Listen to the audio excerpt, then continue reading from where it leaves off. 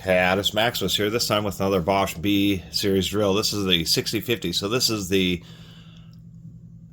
essentially the basic 3/8 inch 2500 RPM drill from Bosch. Don't run into very many just standard drill, actually hardly ever. They just didn't sell that many. This is from the Skill Bosch tool era, so this is from the 90s, although this one is made in Switzerland.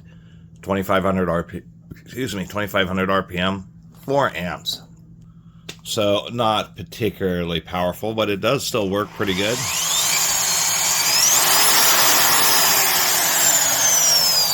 Has an interesting cylindrical front end on it, like there may have been a side handle at some point, which is kind of funny on a fairly weak drill.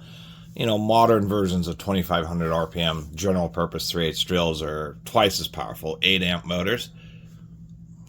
But this is essentially the category of bog standard 3/8 drills. Ergonomics are pretty good. I do like that it has a little hook here. Milwaukee was notorious for not having that, and some other manufacturers, but when you're doing drilling operations and then carrying around the tool, it lets your fingers kind of hang, or allows a tool to hang off your hand where you don't have to squeeze quite as tight and a little bit less likely to drop it. It has a kind of a interesting design. There's no fan outlet on the left hand side. Most people are right-handed, so, and not on the top, so ostensibly to prevent dust from getting blown in your face, we have vents along the bottom and on the side. And if we run this, you actually can't see the fan, and that's one thing that's pretty odd, is the fan is offset. I mean, almost all the time, almost all power tools, the vents are lined directly with the fan, so it has maximum airflow. Here they offset it back a little bit, so it kind of causes the air to shoot at an angle forward. Also, many times these drills are single reduction, just a little spindle on the motor and then a big gear, and this one is actually double reduction. We're going to take a look inside here because it does have a bit of looseness in there, and I suspect that's because of the bearings have kind of smushed out the plastic, which often happens with these plastic clamshell drills. I've talked about it many times in DeWalt's, and I just use aluminum foil to shim it up. I suspect that the reason Bosch didn't sell many just regular drills, they had their name in concrete drills, rotary hammers, but I think, you know, people were generally more keen, at least in the United States, of buying brands that they're a little more familiar with for specific tasks. So Bosch for rotary hammers, and then, you know, Milwaukee and DeWalt and even Black & Decker for just general purpose drills. And I suspect it was probably a little bit more pricey than maybe some of the competition. Popping this open, and I should mention this more often, is almost all the times, whatever product you're taking apart, electronics, power tools, the side that the screws come out of is the side that lifts up, but not always, but most of the time. And I was just mentioning on that German-built Milwaukee hammer drill that I just did a video about. We do have quite a bit of grease in there. About how power tools, where they have stickers that, you know, particularly cordless tools, stickers that go across seam lines that you have to cut them, or they're even perforated, so when you separate them, so you can separate the two halves. But that Milwaukee had a little panel to make up for it, and that's the same case here. The Bosch logo is actually on a little raised section. This has definitely seen some use, but seems pretty straightforward. Motor seems pretty decent. It does not, I should probably unplug this. Not much use on it. You know, the rust is just from, you know, sitting in a garage. It looks like there was a provision to have a belt hook or something at some point. Interestingly enough, the rear bearing support is actually a separate piece that it's screwed down, rather than being just a molded in provision, which I think is kind of interesting. Definitely pretty well inset in there. It actually looks like it's fairly well protected.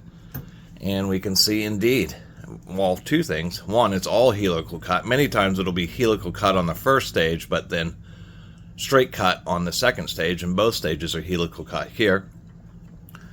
And they're actually using a metal, well, the diaphragm, well, on power tools, the gearboxes come off the front. There's a front half and then a back half. The back half is the diaphragm. In this case, it's a clamshell, but they still have a metal support section in there rather than all the bearings and everything just being supported by the plastic. So as far as what's causing the rattling, I suspect that it's actually this front bearing here that needs to be shimmed up a little bit. This overusage, the nylon, the hard steel, just kind of mushes the nylon plastic. I'm trying to see it now. And just kind of wallows it out a little bit. So I'm going to add, I usually add a couple layers of aluminum foil. It seems to be a pretty good solution. Interesting, even on the idler gear, the front bearing block is also metal. Kind of like an interesting hybrid where it's like internalized mostly metal gearbox, even though it's a plastic clamshell tool. And you can see that fan design here where the fan is offset rearward. And then there's like a little path for the air to get out. A little bit more complicated to get the internals out because the brushes are actually separately screwed down. Then you have to loosen these and this back one just to lift this up enough to take a look at the bearings. It does look like it's using a needle bearing on the front of the motor, which I guess is generally okay, but they're just not as well sealed. Many times not having any sealing versus using a ball bearing, but it is a little bit cheaper. Another interesting design aspect, those small screws, this rear portion is held on by 4 screws, so it's a little funky to replace brushes because you have to lift it all out, and then there's these little hooks, so you have to actually unclip the back, this little back support, I should say, and that's how you swap out the brushes, but you have to like lift the whole thing out. 4-tooth motor arbor, which is something that's pretty common, mainly because, at least on greased gearboxes, it turns out that having higher cross-sectional area and deeper teeth of coarser teeth lasts longer than having fine teeth. So here's our little front portion here. There's our little idler gear. Here's our little bearing block. And you can just see in there that is indeed a little needle bearing stuffed into a little metal support and a thrust washer. I think that's kind of amusing. It is nice to see that it's all rolling elements, but nonetheless kind of an interesting design. On the back side here, and you can't see in there at all, this thing is a little greasy. We can see that the motor is indeed a needle bearing, but it's actually a needle bearing on the back of the spindle and a needle bearing on the backside of the idler gear. So interestingly enough, this is a drill. I mean, with double reduction drills, most times what it is, or commonly, there's 3 needle bearings and 3 ball bearings. This has 4 needle bearings and 2 ball bearings. And the reason for that is when you have helical cut gears, there's a little bit of a thrust load. So they oftentimes, like Milwaukee's, will use a needle bearing on one side and a ball bearing to take the thrust loads rather than just relying on a thrust washer. It's not a big difference, but it is an interesting difference. Since this back portion was actually screwed down, I can't remember, but I took apart a tool or did a video about a tool in the last few months where it had a similar system, but where it had an internal metal support, but it had provisions to be screwed down, but they didn't. And in this case, they did screw it down, so it indicates that the wobbling of the chuck wasn't from back here. It literally was from this main front bearing. And on like all drills, they have to use a ball bearing there because that's what's taking the thrust load of you actually forcing on the drill. Another thing that is handy about this design is if the chuck gets stuck, it does have a lock screw. I mean, this is I think it's this is a Rome, I guess Jacob's knockoff.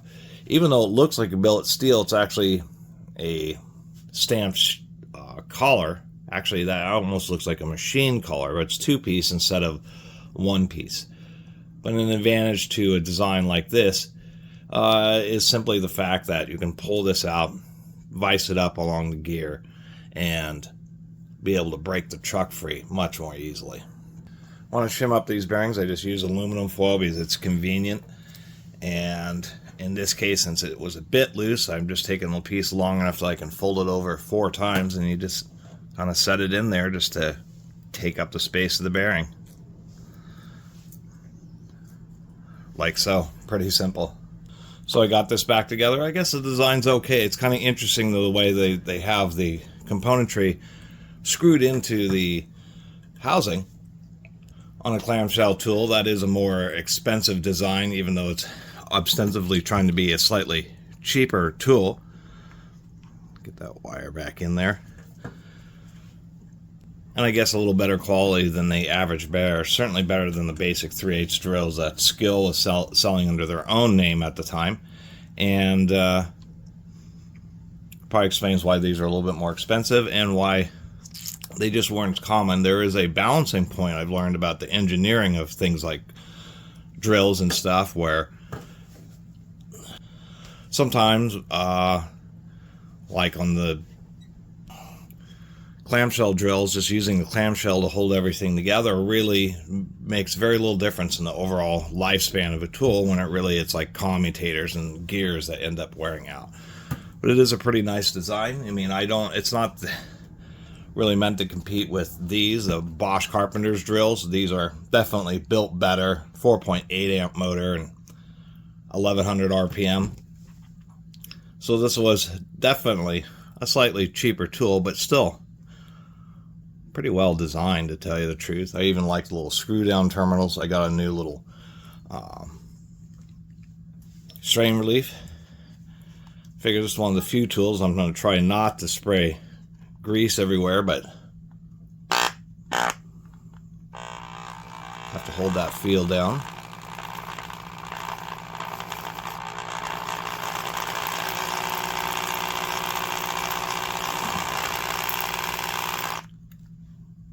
Now we got that grease moved around. You heard that distinctive sound of a field rattling around, and so on many tools, besides the bearings, it's also these areas here that hold the field, and then you'll end up with that kind of box of rock sounds when it's just a field that's rattling from the AC power. And it's pretty easy to put just like a sheet of plastic. This is a situation where I wouldn't use metal, but I guess you could use aluminum foil, but I don't think it would work as well in this situation, where you just put like some kind of little rubber pad or something on each side to help dampen the field a little bit. Something pretty common on hammer drills because of the vibration they go through. After, fiddling with trying to cut apart plastic packaging and other stuff to use as shimming for loose spindles on these clamshell drills, the aluminum foil really has turned out to be pretty excellent. In this case, we got that to tighten right up.